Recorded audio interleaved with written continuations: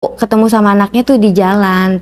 Aku tahu dia itu anaknya karena dia sering dikasih kunci motor sama si bapak kosnya. Iya. Kalau sekolah naik motor. Iya. Dia SMA kelas berapa? Kelas 2. Habis itu aku kan ngeliat itu ya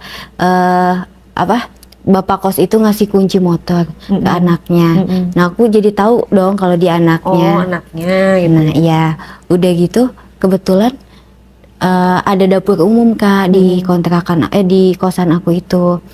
Ada dapur umum, jadi aku sering ngeliat dia nih. Oh ternyata cakep juga ya anaknya bapak kos. Nah aku deketin lah karena aku suka gitu, kayak dia tuh sering pakai celana kolor Kak, celana kolor sama baju yang itu kayak tank top gitu, kayak apa sih cowok ya legbong gitu. Nah udah gitu aku deketin dia, terus aku pengen tahu nih namanya siapa gitu. Nah aku minta kenalan duluan. Udah gitu dianya juga mau.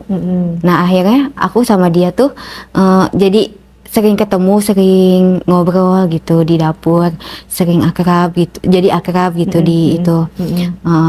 Akhirnya aku ngeberaniin diri buat ngajakin dia gitu. Iya enggak, kan aku udah ngedeketin dia, udah akrab.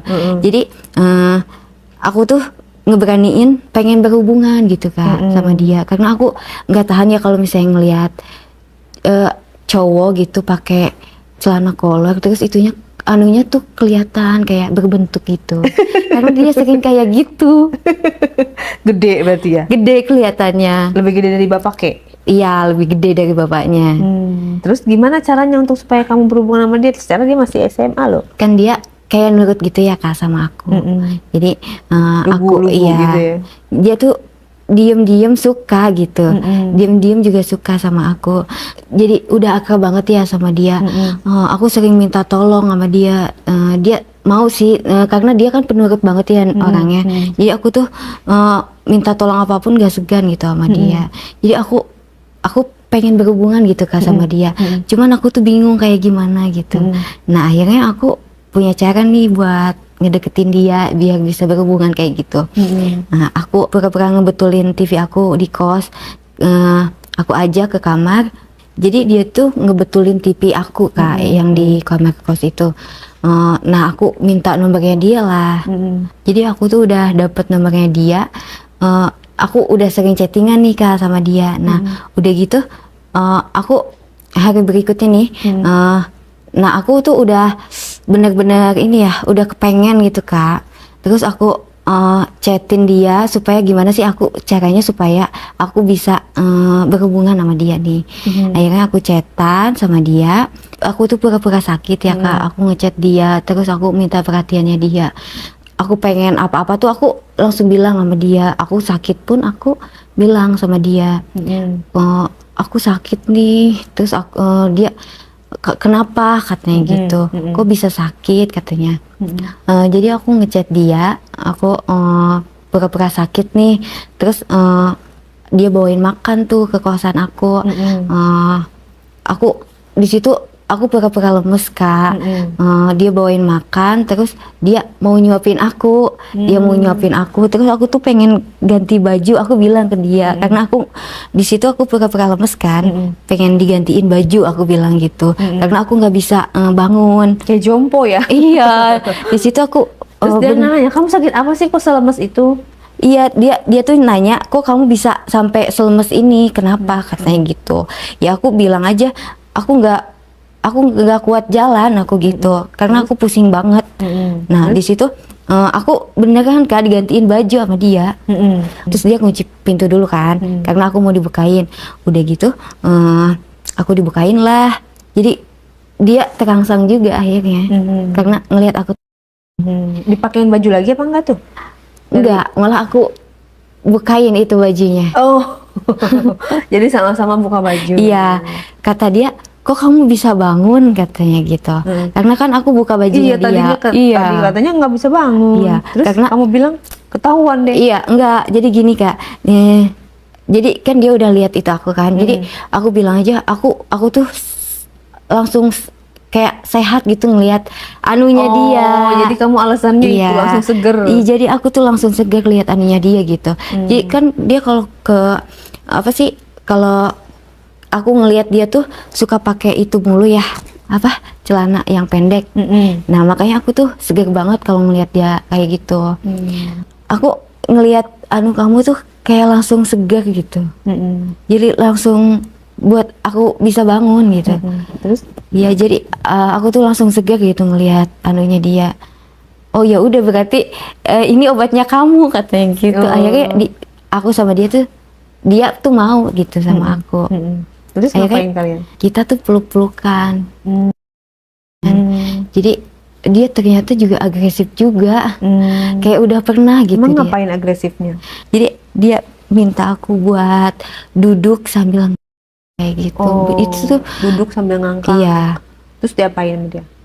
Ya aku pura-pura diem aja gitu. Ternyata dia lebih agresif juga. Terus dia diapain sama dia? Ya dimasukin anunya ke aku. Okay. Jadi dia juga udah paham ternyata. Padahal masih SMA ya? Iya masih SMA. Kamu nggak nanya sama dia? Enggak sih. Kamu udah jago gitu, jangan kamu udah sering gitu.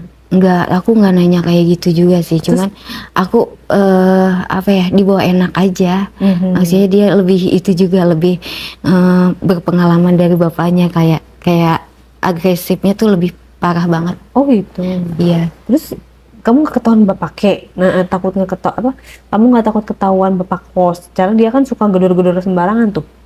Iya. Nah di situ tuh si bapaknya dia tuh jadi kayak ada curiganya gitu.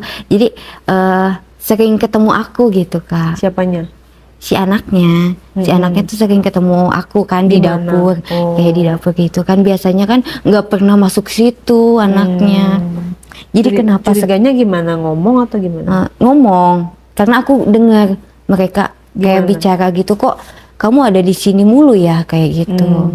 Gitu. Tapi nggak ketahuan? Enggak.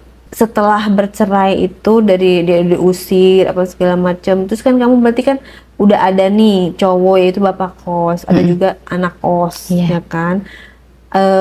Kamu apa sih, apa yang kamu cari di situ? Apakah memang kamu cuman untuk kepuasan semata karena masalah biaya kos, atau memang kamu mau seriusin, atau seperti apa arahnya? Kan kamu udah single, tentunya harus ada prioritas dalam hidup kamu kan? Iya. Aku di situ sih cuman mencari kepuasan ya Kak. Tapi kalau untuk mencari uang? Mencari uang karena aku makan, tidur itu udah terjamin di situ. Kamu nggak mau nikah?